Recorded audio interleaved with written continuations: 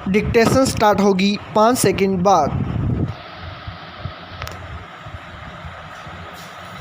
Yes, supreme court की फटकार के बाद आखिरकार केंद्र सरकार ने दो प्रमुख ट्रिब्यूनल में 31 नियुक्तियों को मंजूरी दे दी है। स्टॉप। शीर्ष अदालत की ओर से बार बार ट्रिब्यूनल्स के खाली पदों की तरफ ध्यान दिलाने की नौबत पैदा होना वाकई चिंताजनक है। स्टॉप। कार्यपालिका के कामकाज को लेकर न्यायपालिका की तीखी टिप्पणियां पहले भी कई बार सुनाई दी हैं। स्टॉप। इस बार मामला सीधे तौर पर अदालतों से जुड़ा था। स्टॉप। इसलिए सुप्रीम कोर्ट को कड़े शब्दों में कहना पड़ा, लगता है कि इस अदालत के फैसलों का कोई सम्मान नहीं है। स्टॉप। आप हमारे धैर्य की परीक्षा ले रहे हैं। स्टॉप। आप नियुक्तियां नहीं कर न्यायाधिकरणों को कमज़ोर कर रहे हैं। स्टॉप।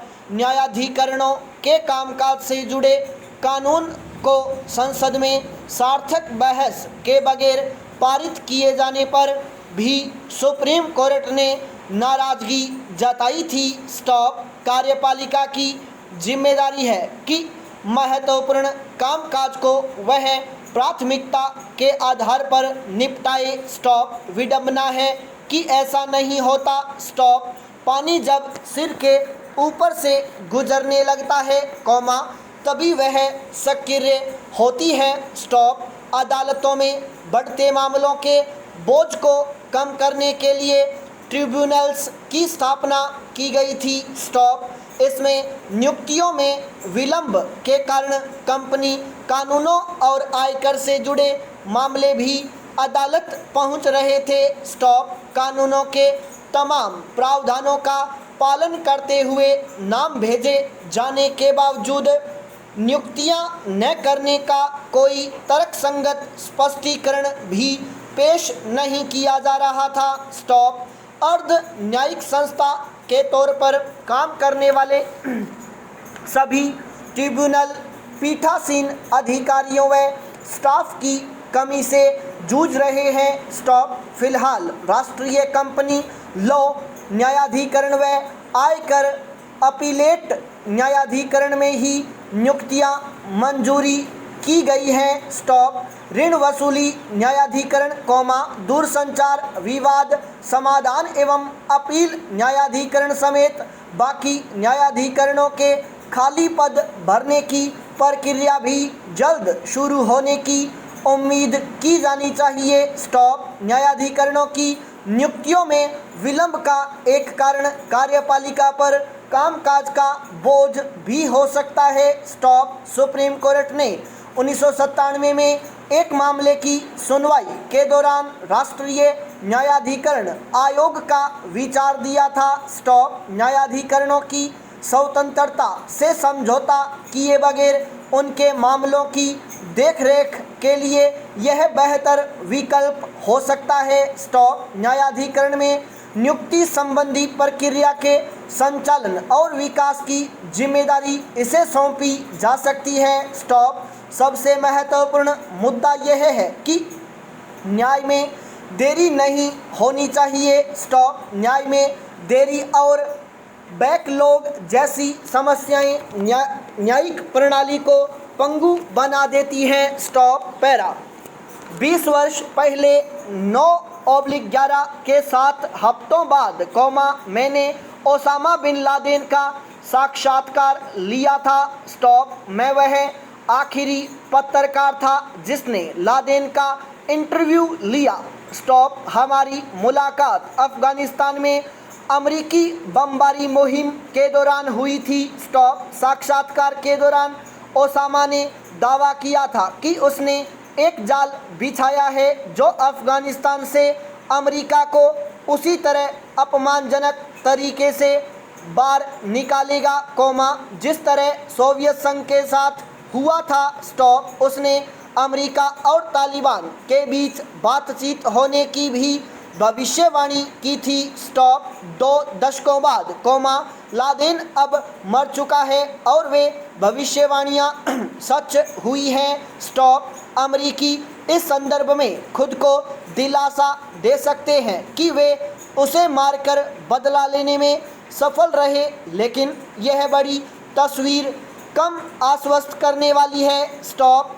अल-कायदा की अफगानिस्तान में मौजूदगी बनी हुई है और इसके छोटे छोटे संगठनों के लड़ाकों का विश्व के अन्य इलाकों में उत्पात युद्ध छेड़ना जारी है। स्टॉप। इस्लामिक स्टेट का बढ़ना इस बात का परिचायक है कि लादेन के विचारों से भी अधिक उग्र विचारों का अनुसरण करने वालों की तलाश है। स्टॉप। जब मैं पहली बार लादेन से अफगानिस्तान की तोरा बोरा की गुफाओं में मिला था, उसने भविष्यवाणी की थी कि अमेरिका का जल्द ही सुपर पावर का तमगा छिन जाएगा। स्टॉप। उसके इस कथन ने मुझे अचंभे में डाल दिया था कि अमेरिका और भारत के खिलाफ अफगानिस्तान, पाकिस्तान, ईरान और चीन एक गठबंधन बनकर उभरेगा। स्टॉप। निश्चित रूप से, अमेरिका अभी भी महाशक्ति बना हुआ है, लेकिन इस अनुमान का दूसरा हिस्सा सच होता प्रतीत होता है। स्टॉप। ईरान ने तालिबान सरकार से संबंधों की पहल का इशारा किया है। स्टॉप।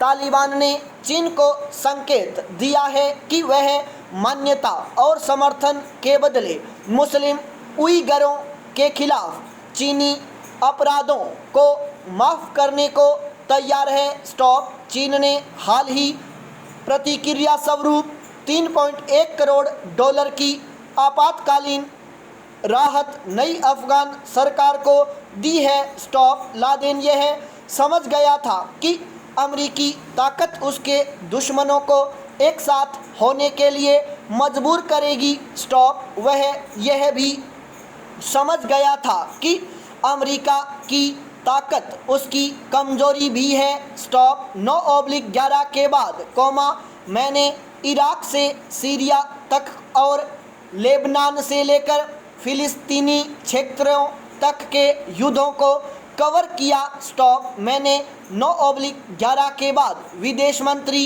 समेत कई शीर्ष यूएस सैन्य अधिकारियों का साक्षात्कार लिया। स्टॉप। उन्होंने आतंकवाद के खिलाफ युद्ध में अपनी सफलता के बढ़ चढ़कर दावे किए, लेकिन लगता है कि वे इस तथ्य से नावाकिफ थे कि युद्ध आतंक पैदा होने की वजह बनता है। स्टॉप। इस्लामिक स्टेट तो केवल एक उदाहरण मात्र है। स्टॉप। कोई शक नहीं कि यूएस 9/11 के बाद अल-कायदा, तालिबान और इस्लामिक स्टेट से जुड़े कई शीर्ष चरमपंथियों को ड्रोन से पकड़ने और मार गिराने में सफल रहा। स्टॉप। पर, साथ ही यह भी सच है कि उन हमलों ने सैकड़ों नए आत्मघाती हमलावरों को जन्म दिया। स्टॉप। यही आत्मघाती हमलावर अफगानिस्तान में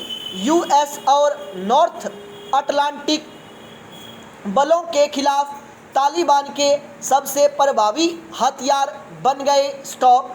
अब तालिबान खुद इस्लामिक स्टेट के आत्मघाती हमलावरों का सामना कर रहा है। स्टॉप। सैन्य शक्ति कुछ समस्याओं का समाधान कर सकती है, लेकिन अक्सर ही अन्य कई समस्याओं को जन्म भी देती है। स्टॉप। लादेन अमेरिका को और ज़्यादा सैन्य बलों के उपयोग के लिए उकसाना चाहता था, क्योंकि वह जानता था कि इससे समस्याएं हल होने के बजाय और उलझेंगी। स्टॉप। फिर भी किसी देश के लिए अपने हितों को आगे बढ़ाने के लिए युद्ध एकमात्र तरीका नहीं है। स्टॉप।